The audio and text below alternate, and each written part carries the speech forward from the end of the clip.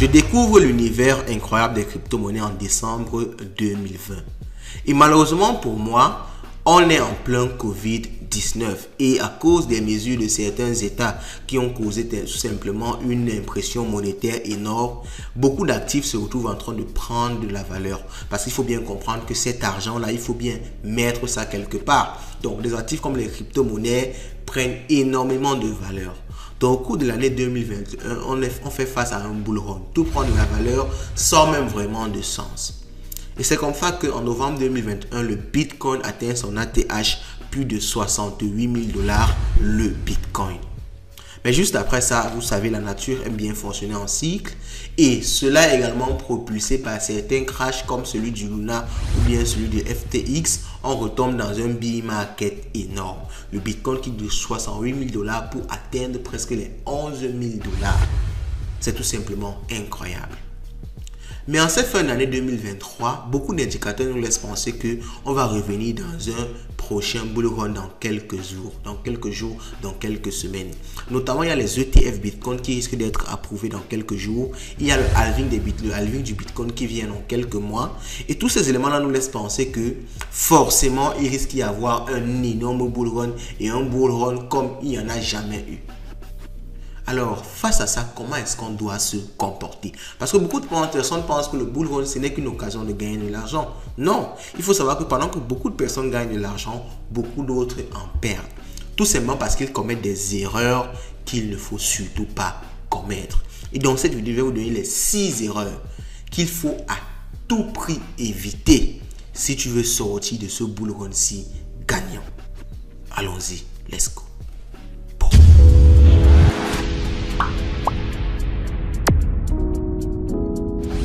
La première erreur que j'ai pu remarquer chez moi et chez beaucoup de personnes en période de bull run, c'est que beaucoup de personnes ont tendance à ne pas prendre des profits.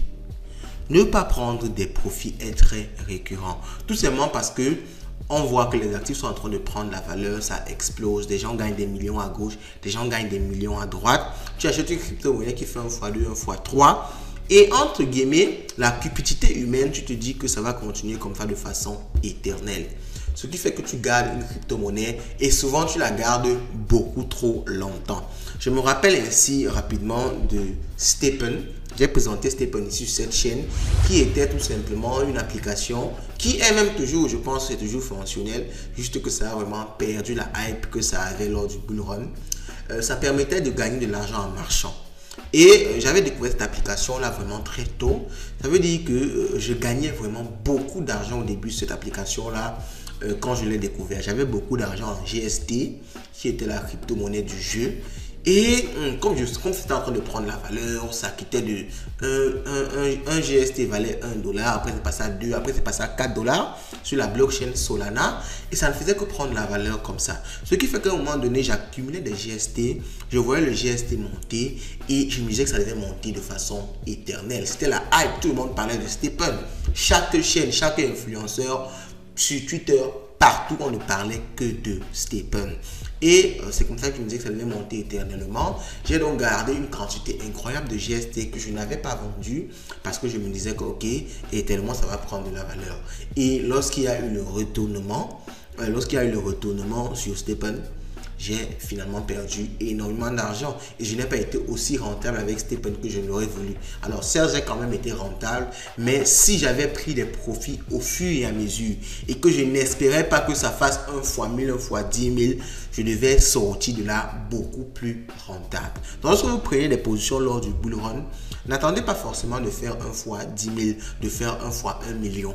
Il est pratiquement impossible de toujours acheter plus bas et de vendre toujours plus haut. Tout ce qu'ils vous disent en général, ils mentent. Ok? Vous allez acheter un niveau moyen souvent et vous allez vendre aussi un niveau moyen souvent. Vous ne pouvez jamais acheter plus bas et vendre plus haut. Ce qui fait que lorsque tu acquiers un actif lors du bull run et que cet actif-là fait 1 fois 5, 1 fois 10, dis-toi que si je revends cet actif-là, même si ça reste de prendre de la valeur par la suite, ce n'est plus ton problème. Et c'est ce que moi je fais souvent. Et comment est-ce que je fais pour ne pas me sentir mal après? C'est que lorsque je revends un actif, je ne le regarde plus, tout simplement. Ok? Lorsque j'achète une crypto-monnaie j'attends, ça fait peut-être 1 fois 5, 1 fois 10. Quand je décide que, ok, maintenant là, je revends tout. Je peux décider de revendre la moitié, je garde une autre moitié. C'est également une stratégie qu'on conseille souvent, mais tout dépend de combien vous avez investi. Ok, parce que si vous avez investi peut-être, je sais pas moi, 10 dollars ou bien 100 dollars, vendre pour 50 dollars. Si ça va me faire 1 fois 5 et garder pour 50 dollars, je ne trouve pas ça très intéressant. Si tu investis une certaine somme, peut-être 1000 dollars, 2000 dollars, oui, tu peux dire que, ok, je vends l'équivalent de 1000 dollars et je garde les autres 1000 dollars dans le projet pour voir ce que ça devient.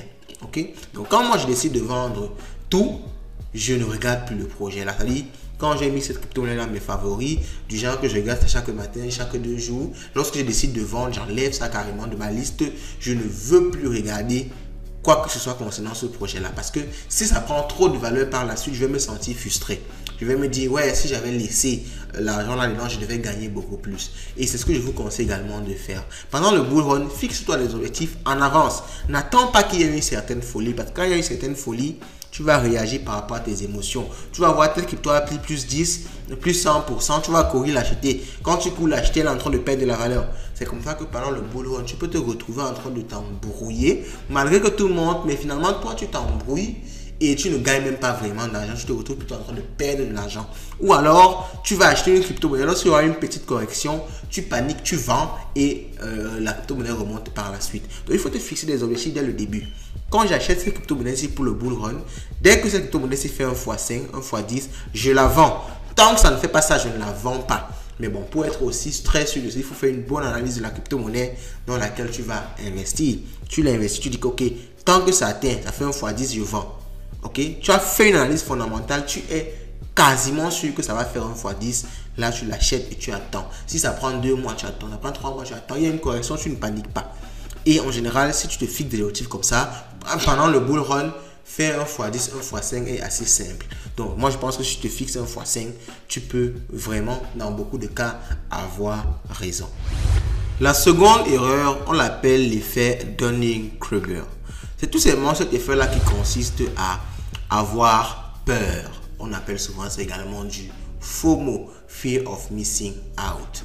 Lorsque un actif prend beaucoup de valeur, on en parle tellement dans les réseaux sociaux. Et c'est même souvent ce que je dis à beaucoup de personnes, c'est que celui qui se pose la question sur quoi investir dans le bull run a déjà raté son bull run. On n'investit pas en principe dans le bull run.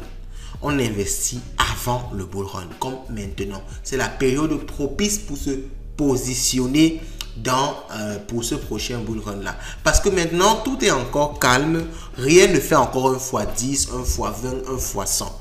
Bon, c'est vrai qu'il y a déjà quelques crypto-monnaies qui ont commencé, mais la majorité encore, tout est calme. Il y a des petites montées, des petites corrections et tout. C'est le moment de se positionner. C'est maintenant que tu dois te positionner. Ce n'est pas dans 3 mois quand le Bitcoin va atteindre son ATH. Rappelez-vous que quand le Bitcoin atteint son ATH à 68 000 $, tout le monde en parlait. Tout le monde était sûr que le Bitcoin devait atteindre 100 000 $ le jour au lendemain. Et c'est comme ça que beaucoup de personnes se sont retrouvées en train d'acheter beaucoup de Bitcoin au niveau de son ATH. Et il y a même beaucoup de statistiques qui disent que le prix moyen d'achat du Bitcoin était autour de 50-45 000 $ à cette période-là. Donc les gens achetaient le Bitcoin lorsque son prix était excessivement haut parce qu'il y avait un rabattage médiatique énorme. Tout le monde paniquait, ne voulait pas perdre l'opportunité. Et c'est comme ça que beaucoup de personnes se sont retrouvées en train d'acheter le Bitcoin à son ATH à 68 000 $. Et jusqu'aujourd'hui, 1 an plus tard, ils sont perdants au niveau de leur investissement. Donc, il faut faire très attention lors du bull run. Ne paniquez pas juste parce que les médias en parlent, tout le monde en parle, ça veut dire que vous devez investir. En général, c'est le pire moment pour investir. Il faut vous calmer et regarder plutôt d'autres opportunités sur lesquelles vous positionnez. Il y en a toujours. Ne vous dites jamais que si je rate cette opportunité-ci, c'est la fin pour moi. En général, pendant que cette opportunité-ci est en train de passer, une autre en train de se créer de l'autre côté. Donc, si tu constates qu'une crypto-monnaie a déjà beaucoup pris de valeur, tout le monde en parle déjà, ou un projet, un play to earn. Je me rappelle aussi qu'après Stephen, j'ai perdu l'argent dans beaucoup de play to earn parce que justement, j'avais cette hype de Stephen là et n'importe quel play to earn qui avait une petite hype, je courais, j'investissais quand il était déjà trop tard. Ce qui fait que j'investissais 2 jours après, le token du play to earn chutait, je me trouvais en train de perdre de l'argent. Donc, ces erreurs-là, je tiens vraiment à partager ça avec vous. Quand il y a trop de rabattage médiatique, quand il y a trop une certaine hype par rapport à un projet, ce n'est pas le moment d'investir dans ce projet-là. Ce n'est pas le moment. C'est le moment plutôt de fuir et de regarder d'autres opportunités qui sont en train de se créer. Et je le répète encore, si tu veux te positionner pour le prochain bull run, c'est maintenant que tu dois le faire. C'est maintenant que tu dois acheter les crypto-monnaies au maximum et tu profites juste des montées, tu revends à un certain prix, tu réobserves le marché, tu te repositionnes, tu revends, tu réobserves le marché et tu le fais comme ça jusqu'au prochain bull market. Parce que vous savez, quel que soit ce qui se passe réellement, le marché fonctionnera toujours en cycle. Il y aura toujours des bull runs, il y aura toujours des bull market. Quel que soit, parce que beaucoup de personnes disent que non, les ETF Bitcoin, il n'y aura plus jamais de bull market. Non. Vous savez, le marché fonctionne sur la psychologie humaine. Et notre psychologie est en haut, en bas. C'est comme ça que le monde fonctionne. C'est comme ça que nos battements cardiaques fonctionnent. C'est comme ça que tout fonctionne. Et les marchés fonctionneront toujours comme ça. Donc ne vous dites pas que si vous ratez ce train-ci, il n'y aura plus jamais d'autre train. C'est très faux. Il y a beaucoup de trains qui se créent chaque jour. Donc si tu constates qu'une crypto-monnaie a pris trop de valeur, fuis-la. Quand on ne te convainc pas d'investir dessus, fuis-la rapidement. Moi, par exemple, beaucoup de personnes m'ont convaincu d'investir dans le Solana qui a pris énormément de valeur ces derniers jours. Je n'ai pas investi dans le Solana et je ne suis même pas pressé d'investir dans le Solana. C'est monté énormément et je pense que c'est en train de corriger. Ça a déjà perdu près de 6% et ça peut continuer à descendre. Donc, quand je vais voir qu'il y a un certain désintéressement, il y a une certaine chute au niveau de la valeur, je vais me repositionner et là, je pourrais refaire vraiment des bénéfices. Si tu paniques comme tout le monde est en train de paniquer, tu vas acheter le Solana à 115 $ et ça va peut-être prendre encore 6 mois pour remonter à 150 $. Donc, il faut faire très attention lors de ce bull run là et il faut éviter l'effet Dunning-Kruger. La troisième erreur est la mauvaise gestion de son risque. En période de bull run, c'est très facile de faire 1 x 10, 1 x 20, même 1 x 100. Vous pouvez entrer avec 100 $, vous sortez avec 100 000 $. C'est bien possible. Beaucoup de personnes l'ont fait et moi-même, je l'ai déjà fait à un certain niveau. Alors, pas forcément au même niveau de 100 $, à 100 000 $, mais je l'ai déjà fait à un certain niveau. Et vous savez ce qui fait plus mal, c'est que lorsque tu réussis à transformer 500 $ en par exemple, disons 10 000 $ et que les 3 mois qui suivent, tu perds ces 10 000 $ là dans des investissements inconsidérés, ça fait énormément mal. Quand on parle de gestion de risque, on parle de ne pas investir dans des Ponzi. On parle de ne pas investir dans n'importe quel meme coin. On parle d'avoir vraiment une gestion de comment tu fais tes placements. Lorsque tu réussis, alors je vais vraiment prendre cet exemple dans le cas où tu réussis. Parce que quand tu ne réussis pas, forcément tu fais attention. Lorsque tu viens avec ton petit capital de 100 $ ou 200 $, tu fais très attention. Mais lorsque tu vas réussir à te positionner avec tes 100 $ et que tu vas transformer ces 100 $ là par exemple à 10 000 $. Lorsque tu vois ces 10 000 $ là, tu auras une certaine rage, tu auras une certaine envie de multiplier ces 10 000 $ là en 100 000 $, en 1 million de dollars. Et étant donné que tu l'as fait une fois, tu vas te dire que tu es déjà trop fort, tu connais trop, donc tu vas réussir à chaque fois. Ce qui fait que tes 10 000 $, tu vas aller les positionner sur n'importe quel projet dont un influenceur va parler. Tu vas les positionner un peu à tort et à travers et tu vas te retrouver en train de perdre tous ces 10 000 $ là en quelques mois et même ton capital de départ, tu ne l'auras plus. Ce qu'il faut comprendre, c'est que lorsque tu fais une bonne mise, que tu réussis une bonne mise en crypto-monnaie, tu quittes peut-être de 100 $ à 1000 $ ou de 1000 $ à 100 000 $. Il faut que tu saches que, ok, maintenant, mon nouveau capital, c'est 100 000 $. C'est mon devant derrière, comme on dit souvent. C'est tout ce que j'ai, c'est tout ce que je possède. Donc, je ne dois pas m'amuser avec. Quand j'ai 100 000 $ comme ça, je ne peux pas investir 100 000 $. C'est impossible parce que c'est remettre tout ce que j'ai gagné en jeu. Sur les 100 000 $, je vais retirer par exemple 1000 $ et je vais me battre à investir avec ces 1000 $ là. Les autres 9 000 $ ou les 99 000 $ qui restent de l'autre côté, je garde ça pour moi. Je garde ça comme ma plus-value durant ce bull run là. Je ne touche pas à ça. Je vais juste investir, n'est-ce pas, les 1%, les 5%, les 10% de mon portefeuille. Et c'est comme ça qu'on réussit à se construire une certaine richesse. Si vous passez tout votre temps à réinvestir tout votre capital, Un jour, lors d'un mauvais coup, et ça arrive toujours parce que vous ne pouvez pas gagner à tous les coups, lors d'un mauvais coup, d'un mauvais investissement, vous allez perdre tout votre capital. Donc, il est très important que lorsque vous gagnez certaines sommes, sécurisez votre capital ou une bonne partie. Vous sécurisez, par exemple, si votre capital c'était de 50%, vous sécurisez peut-être 80% et vous investissez les 20% là. Déjà que si vous êtes trop fort, si vous avez réussi à multiplier 100 dollars en 10 000 dollars, vous pourrez toujours réussir à le faire. Donc, ça ne sert à rien de réinvestir tous les 10 000 dollars. Gardez une bonne partie, 5 000 dollars, 6 000 dollars et essayez de réinvestir avec les 4 000 dollars. Et cet élément-là, beaucoup de personnes tombent dans ça, même dans les paris sportifs.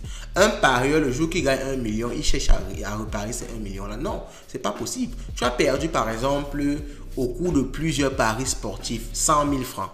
Ok? Tu perds 100 000. Et le jour que tu gagnes 1 million, tu veux réinvestir les 1 million. C'est pas possible. Sécurise-toi déjà en gardant peut-être de côté 600 000. Et tu dis que je vais reparier avec les 400 000 dessus. Là, tu sais que même si tu perds les 400 000, tu sors quand même avec une plus-value intéressante. Donc, faites très attention et faites une très bonne gestion de votre risque. Ne pas apprendre. Ne pas apprendre, c'est la quatrième erreur qu'il ne faut surtout pas commettre. Vous savez, de nos jours, tout va très vite. Et dans le domaine des crypto-monnaies, c'est encore plus grave. Ça va tellement vite que si tu fais 2 jours sans apprendre, sans savoir ce qui se passe dans l'écosystème, tu peux te retrouver avec ton argent bloqué dans une plateforme parce que tu n'es pas au courant que cette plateforme-là a des problèmes. Tu peux te retrouver en train d'investir dans un projet qui est en train de chuter et tu ne sais même pas parce que tu ne t'intéresses pas, parce que tu n'apprends pas chaque jour sur la technologie, parce que tu n'apprends pas chaque jour sur les évolutions. Un projet dans lequel tu investis aujourd'hui qui est la révolution entière dans le monde entier, dans 2 jours, ça peut être obsolète. Ce projet-là peut être obsolète parce qu'il y a un concurrent qui est venu avec une nouvelle stratégie, un nouveau paradigme et qui vient dominer l'ancien projet sur lequel tu étais. Ce qui fait qu'en général, l'ancien projet-là va chuter en termes de valeur et tu vas te retrouver en train de perdre de l'argent. Il est très important. Et je pense que si vous devez retenir quelque chose dans toute cette vidéo, c'est qu'il faut apprendre chaque jour. Vous devez être sur Twitter, vous devez être abonné à des influenceurs sûrs. Je dis bien des influenceurs sûrs parce qu'il y a beaucoup de personnes qui disent n'importe quoi ici et qui apparaissent lors du bull run. Il y a beaucoup d'influenceurs qui apparaissent lors du bull run et qui arnaquent même leur communauté. Il faut le savoir. Donc, il faut être avec des gens qui sont là depuis, qui ont un certain fond depuis, qui essaie vraiment de promouvoir certaines valeurs et il faut entre guillemets apprendre de Twitter, apprendre de leurs concurrents. Il faut se définir comme ça une base de données de personnes et d'outils que vous allez utiliser pour apprendre au quotidien. Je ne dis pas que vous devez apprendre une fois la semaine, une fois par mois, non. Vous devez apprendre chaque jour, vous devez être au courant des informations, de l'actualité, des nouveaux paradigmes, des nouvelles tendances. C'est même ça qui va vous permettre de mieux investir, de mieux vous positionner sur certains projets qui ne sont pas encore d'actualité. On le dit souvent, le top 10 des crypto-monnaies change à chaque bull run. Donc, le top 10 qui va venir dans ce bull run-ci, ce n'est même peut-être pas encore connu. Donc, il faut que vous ayez cette capacité-là d'apprendre rapidement, cette capacité-là de découvrir les choses. C'est ça qui va vous permettre, n'est-ce pas, de vous positionner sur les prochains paradigmes qui peuvent vous rendre multimillionnaire, voire milliardaire. Il ne faut pas jouer avec l'apprentissage. La cinquième erreur que j'ai commise et que je vois beaucoup de personnes connaître, c'est de ne pas accepter les pertes. Et la gestion du risque va vraiment avec cette erreur-ci.